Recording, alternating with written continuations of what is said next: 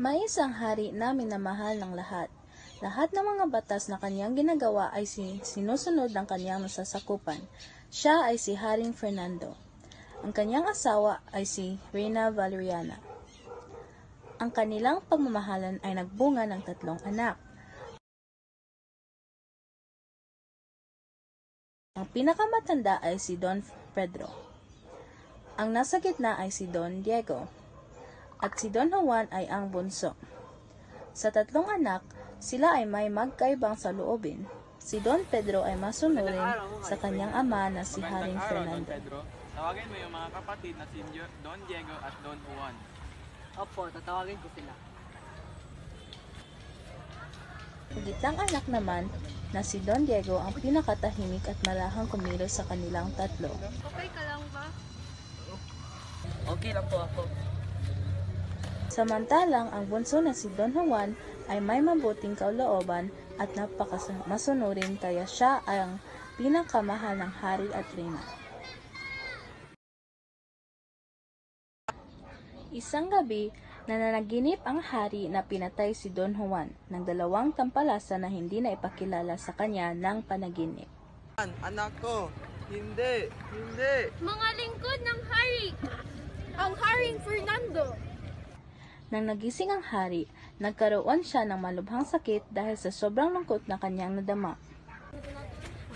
Mga prinsipe, ang hari may nangyari sa kanya. Saan siya?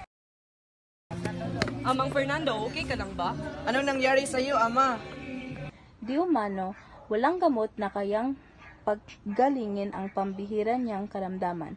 Subalit, Mga prinsipe, isang kakaibang lunas ang maaaring makapagpagaling sa hari. Ito ay isang ibong, ang ibong Adarna. Ayon pa sa sabi-sabi, kapag narinig mo ang kanyang pag-awit, gagaling ang anumang karamdamang iyong tinataglay. Totoo bang sinabi ng mga gagamot? Huwag kayo maglala mga kapatid ko. Ako mismo ang huli sa ibong Adarna na iyon. si Don Pedro'y tumalima sa utos ng haring ama. Iginayak kapag daka kabayong sasakyan niya. Mahigit na 3 buwan binagtas ang kapatagan, hirap ay di ano lamang sa haba na ang nalakbay. Saan ba ang budok tabor na ito? Uhaw na ako.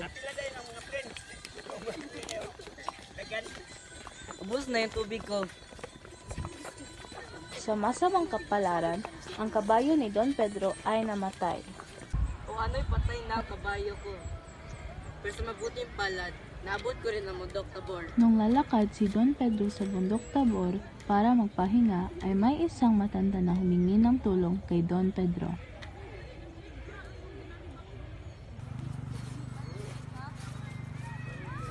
Higo, meron ka bang pagkain at inumin? Gutom na kasi ako. Iho, Lola. Tignan pa lang ho saglit. Umanin ho, Lola. Ngunit konti na lang titira kong pagkain. Paglalakbay pa naman ako. Ah, kung ganun ba? Hindi mo na lang ako abutin ng prutas sa punong iyon. Ito talaga, Lola. Ngunit nagmamadali ho ako. Muna na ho ako. At iyon nga iniwan ni Don Pedro ang matanda at naglakad palayo. Hindi tumagal ay naabot din ni Don Pedro ang Piedras Platas at nabighani si Don Pedro. Sa wakas, narating ko rin ang Piedras Platas.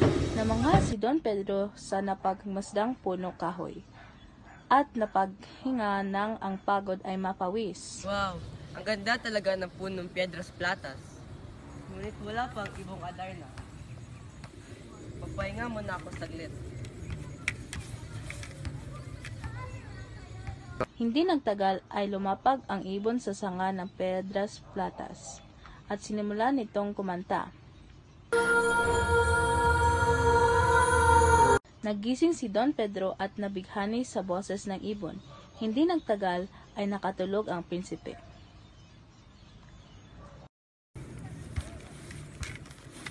Ano yun? Ang ibong Adarna ba yun? Ang ganda ng boses ng ibong Adarna. Pagkatapos kumanta ng ibon Adarna, ay umiipot ito bago matulog. Sa masamang kapalaran, si Don Pedro ay napatakan sa dumi ng ibong Adarna at bigla itong naging batong buhay sa kinasandalian. Nako ama, isang linggo na ho ang nakalipas, ngunit hindi pa rin nakabalik si kuya. Nako, baka kinuha na siya ng mga kalaban. At saka, di ba may mga hayop? Baka kinain na siya nun. Kuya, kalma ka lang. Mga anak, dapat isa sa inyo sumunod sa kanya. Ama, natatakot po ako. Pero sige, susunod ako kay kuya. Para rin malaman ko kung ano ang nangyari sa kanya at mahuli ko rin ang ibong Adarna. Si Don Diego ang pangalawang anak. Siya ay sumunod kay Don Pedro dahil tala natagalan siya sa pagbabalik ng nauna. Ang bundok Tabor. Nandito na rin ako sa wakas. Ang pagod ko naman, mapahinga muna ako.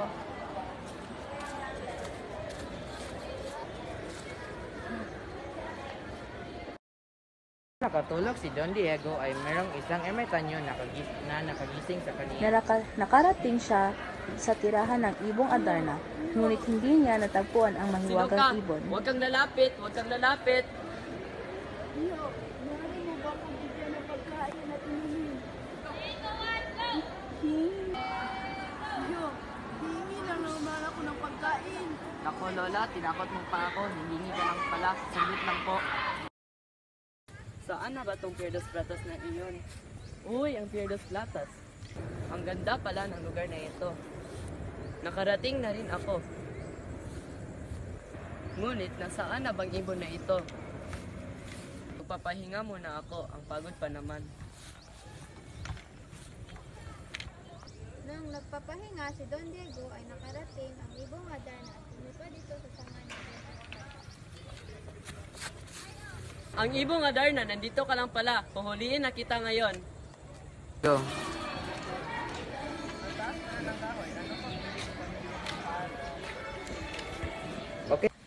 At gaya ng kaniyang pagkapatid, siya ay nakatulog. Nung nakatulog si Don Diego, ay muling dumumi ang Adarna at tumama ang kanyang dumi kay Don Diego. Tulad ni Don Pedro, siya ay naging isang baturin.